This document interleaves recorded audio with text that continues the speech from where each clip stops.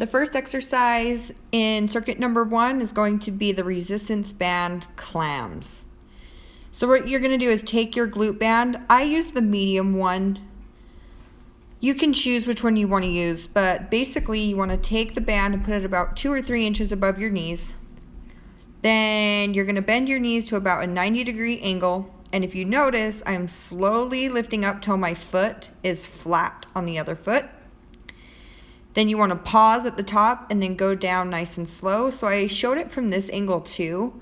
So you guys can see that from the tip of my elbow down to my pelvis, I'm completely straight. And you see how I placed my hand over my stomach there? It's to make sure that my whole upper body is completely straight with a neutral spine. So go ahead and do 15 on each side, nice and slow, and then move on to exercise number 2. All right, guys, it's important to get down in this position. So you have a slight bend in the knees.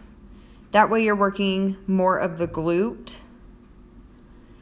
So if you notice, I'm just taking really wide steps and then stepping in just to release a little bit of tension at a time. Next, exercise number 3 is going to be the glute kickbacks. So make sure you really engage your core on this one, squeeze it tight. Make sure you're not raising your leg too high that you break your neutral spine. Once you get your leg straight, make sure you really squeeze that glute and pause at the top of the movement. If you notice, I have the ankle straps on instead of the handles. So your next exercise is going to be jump squats. You don't necessarily have to keep changing the handles in and out for all 3 sets.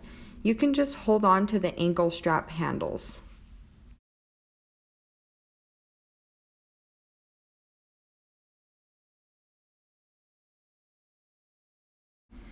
Circuit number 2, butterfly bridge. So you're going to drop your knees to both sides of your body while pressing your feet firmly together.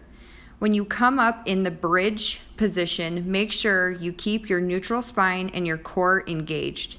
Squeeze those glutes at the top of the movement. This is an amazing glute isolation exercise. Really go slow, take your time, and concentrate on the movement. Next, we have the resistance band deadlift. You can use your resistance bands that have the handles on them. You just have to make the length a little bit shorter, so wrap it around your hands a few times. So if you notice, I put the band underneath my foot, and this is a single leg movement. If you do not have the balance for this, you can just pop that other leg that's going in the air, just pop it to the side. So you have a bent leg, if that makes any sense. But this is the tabletop position you want to be in. If you notice, my shoulders are back, my chest is up, and I'm coming into a nice tabletop position. See, I'm also keeping my head neutral. Sometimes you'll see other people doing this exercise as if they're looking in a mirror and their neck is completely bent, and it puts a lot of tension on the traps and can cause some minor neck pain.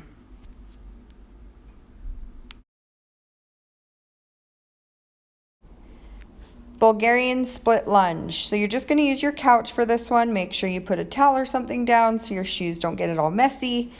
Then make sure your knee is directly over your ankle. You want that front leg out far enough that when you go down into your Bulgarian split lunge, your knee is not extending past your toe. Go ahead and go nice and slow. Keep your shoulders back, chest up, neutral spine, core engaged as usual. You'll hear me say this a million times throughout the program. You can add dumbbells to your sides to make this exercise a little bit more difficult, but it's already unilateral, so it is pretty difficult because we're only using one leg. Duck walks. I know these look crazy, but basically what you're going to do is move forward and back while maintaining a squat position. And you guys already know what these are. We're going to be finishing off with our jump squat.